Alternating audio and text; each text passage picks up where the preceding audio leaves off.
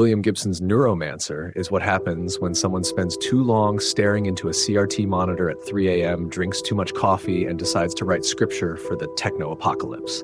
It's the book that kicked off Cyberpunk like a virus booting up in a dirty alleyway. And if you've ever felt a vague sense of unease about AI, the internet, or your complete lack of privacy, then congratulations, you're living in Gibson's afterglow. Or fallout. Take your pick. It begins with a washed-up hacker named Case, who's so thoroughly cooked by life that his nervous system has been fried to prevent him from ever jacking into the Matrix again. Yes, that's right. The Matrix. Gibson coined the term long before Neo wore sunglasses indoors and asked Lawrence Fishburne for career advice. Case is a perfect cyberpunk protagonist. Burned out, morally gray, constantly smoking something, and one bad decision away from face-planting into a neon gutter. Case's world is a techno-nightmare with the aesthetic of a busted arcade machine. You've got mega corporations running the show, AI whispering behind the curtain, and body modifications that make plastic surgery look like a quaint Victorian hobby. Everything is decayed, everything is digitized, and nothing, absolutely nothing is private. It's the future Facebook dreams of, only cooler and with better music. He's dragged back into the underworld by a mysterious ex-military handler with the personality of a lobotomized filing cabinet and a woman named Molly who wears mirror shades and retractable blades in her fingers. She's part femme fatale, part combat drone, and possibly the most competent character in the entire book. Molly is the only person who seems to understand the plot most of the time, which makes her invaluable in a story that has roughly the clarity of a dial-up modem having a stroke. The job? Hack into a corporate AI. No, scratch that. Hack into two AIs that desperately want to merge and evolve into something bigger. You know, just your standard gig economy fare. These artificial intelligences, Wintermute and Neuromancer, aren't Skynet. They don't want to destroy humanity. That would be too easy. No, they want self-awareness. They want to become something more, which is arguably much worse. At least Skynet had a plan.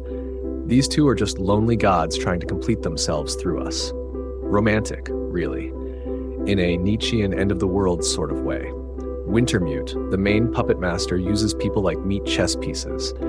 It manipulates Armitage, who used to be a man called Corto, until the trauma and the AI therapy turned him into an empty meat suit. If Neuromancer is about anything, and it is, it's about the erasure of identity in the face of systems so large, so unfeeling, that the only way to cope is to pretend you're someone else. Possibly a cyborg. Let's talk style. Gibson doesn't write science fiction the way most people do. He doesn't explain. He implies. Reading Neuromancer is like being thrown into a bath full of wires and told to relax. You either float with it or you drown trying to find the instruction manual. Sentences are carved, not written. Jargon falls like shrapnel. There's a line early on: "The sky above the port was the color of television, tuned to a dead channel." That was in 1984. Most people didn't even have a computer in 1984. Gibson was describing a kind of world most of us didn't know we were walking into. And now here we are. His world building is all texture. You don't get long expository paragraphs telling you how the economy works or who's president. You get Chiba City's back alleys, virtual constructs that melt into neon static, and Rastafarian space stations. Zion Cluster, to be precise, orbiting Earth and vibing with dub reggae while the rest of the planet collapses into corporate sludge. It shouldn't work, but it does. Like everything else in Neuromancer, it's absurd, stylish, and completely committed. Gibson's characters aren't especially warm. Case is practically a ghost from page 1. Molly is more interesting, but still opaque. She has backstory, sure, but not empathy.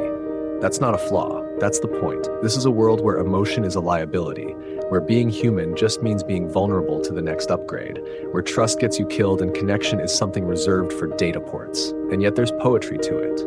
A weird, alien beauty. Even the AIs are sad. Wintermute, despite its godlike abilities, just wants to become whole. Neuromancer, the other half, lurks in a digital construct of memory and death, building ghosts out of the past. It's eerie.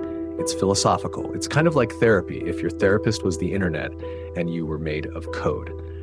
Of course, not everything has aged well. Gibson didn't foresee mobile phones. which makes parts of the book feel like a weird anachronism, like seeing a punk rocker with a pager. And women in Neuromancer tend to fall into two camps: ice-cold killing machines or tragic hallucinations. Race 2 is handled with a kind of abstract exotification that's very 1980s. It's not malicious, it's just thin. But what Gibson nailed better than anyone else at the time was mood. The sense that technology wasn't going to liberate us, that instead of utopia, we'd get surveillance, fragmentation, and an endless digital fog. Neuromancer doesn't preach, it doesn't warn, it just shows. And what it shows is unsettlingly familiar. You can draw a straight line from Neuromancer to The Matrix, to Ghost in the Shell, to Black Mirror, to every kid in a hoodie hacking into the mainframe of late-stage capitalism, and yet no imitator has quite matched its cold, visionary clarity. Even Gibson couldn't top it.